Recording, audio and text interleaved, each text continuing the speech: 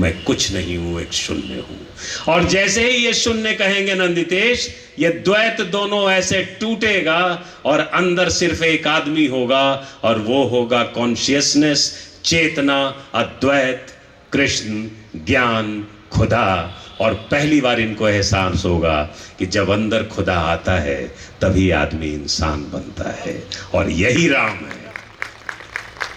Ram noun नहीं है इनको बताना कि राम संज्ञा नहीं है। इनको समझाना मूल्यवान भारत तब बनेगा जब ये राम को संज्ञा से आजाद करेंगे और ये बताएंगे राम तो सुनना है सिर्फ। राम ने पिता को सुना, राम ने पंछी को सुना, राम ने केवट को सुना, राम ने रावण को सुना, राम ने सीता को सुना, राम ने सबको सुना।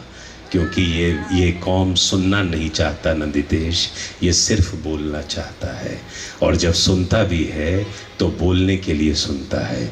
इनसे कहना कि राम बनना है अगर तो सुनना सीखो।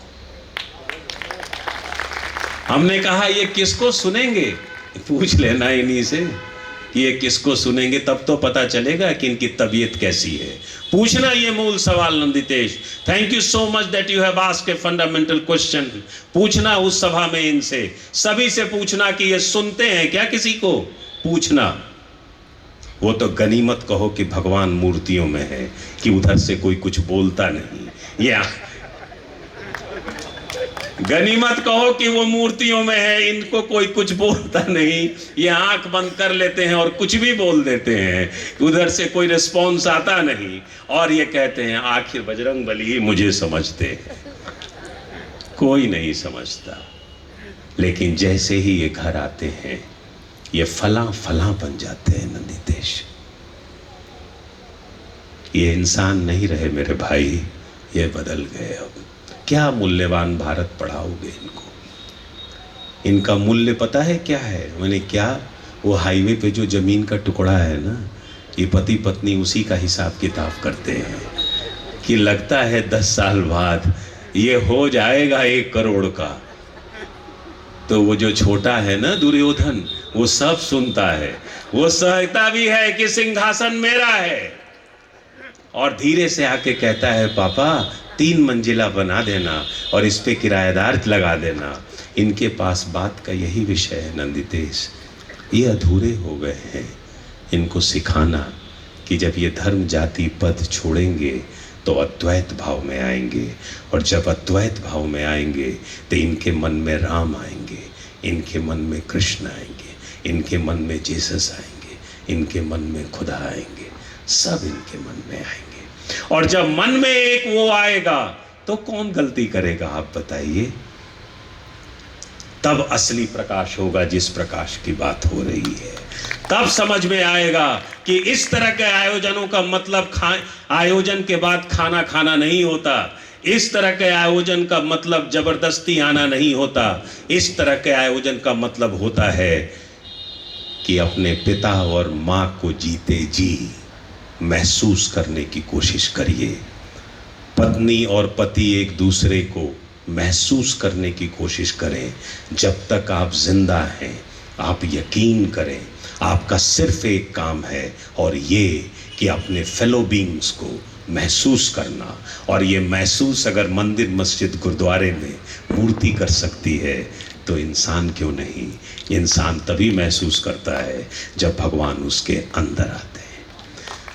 तो मैंने कहा मैं बोल के तो चला जाऊंगा, ये फिर भूल जाएंगे, तो कहना कि फिर इनको सुनाना परवीन शाकिर का शेर।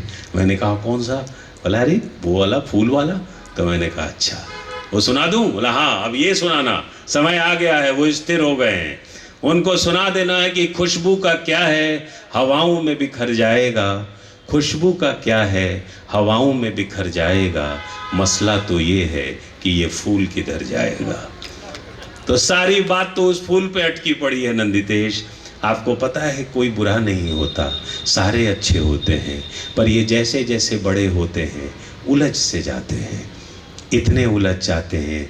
दुनिया के सारे पति ठाने हुए हैं कि अपनी पत्नी को सिखा के मानेंगे, पर पत्नियां भी कम नहीं हैं, उनके पास भी कुछ हिस्ट्री है, विरासत है, ताकत है। वो कहेंगी तुम जितना भी बोलना है बोल लो, करेंगे तो वही जो अम्मा बोली हैं और बाबा बोले हैं, तुम बड़े आदमी होगे कोई, लेकिन ज्यादा बेकार बातें मेरे से कम किया करो और कम बोला भी करो।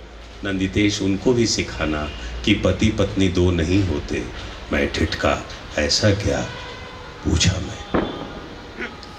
मैंने पूछा, बोला तुमने मम्मी पापा की बात तो बताओगे ना? मैंने कहा वो तो बता दिया। तो बोला ठीक है, फिर उनसे उनको सिखाना। ये समझते हैं कि पैसा कमा लिया और नौकरी लग गई तो शादी के लिए तैयार हो गए। इन्हें पता ही नहीं कि पुरुष और स्त्री साथ रहते कैसे हैं। मैंने क्या बताऊं इनको शादी के बारे में? क्या बताऊंगा बताओ?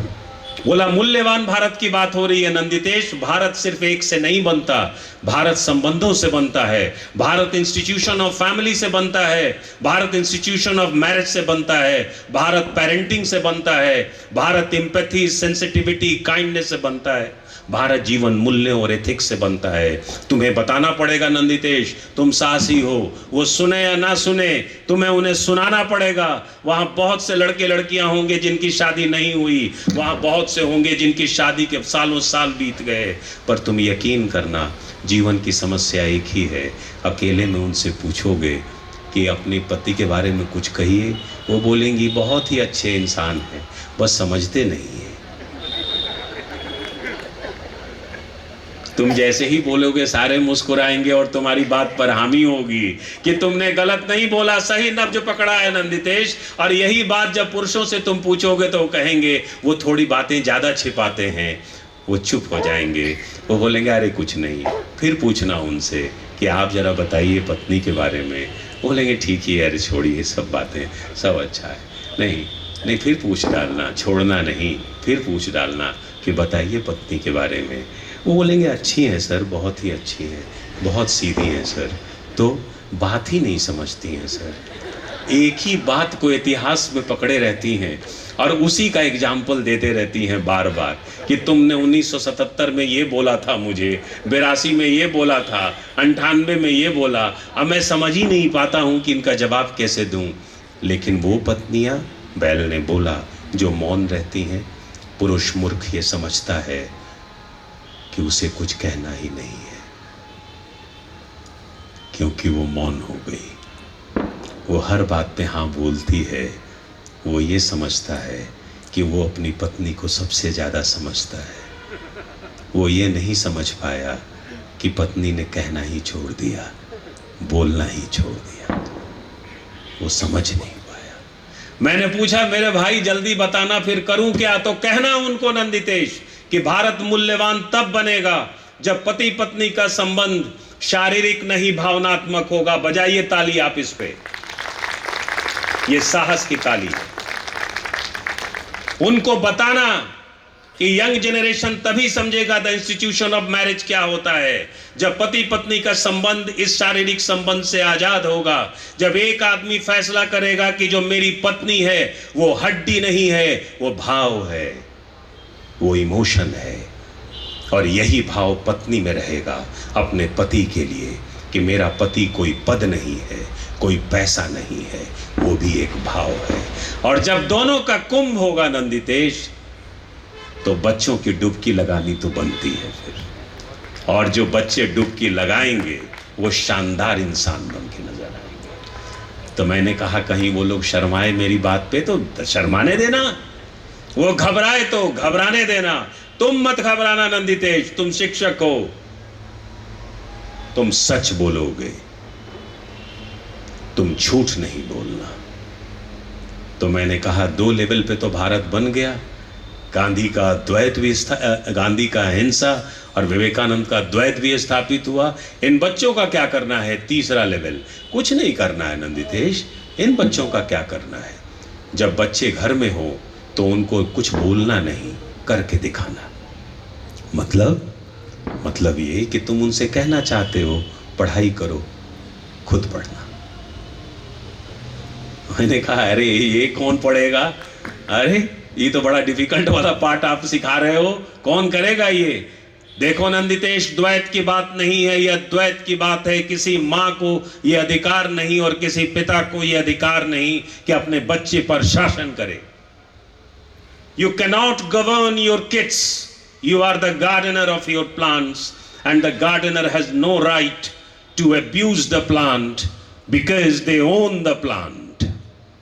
No, it is not.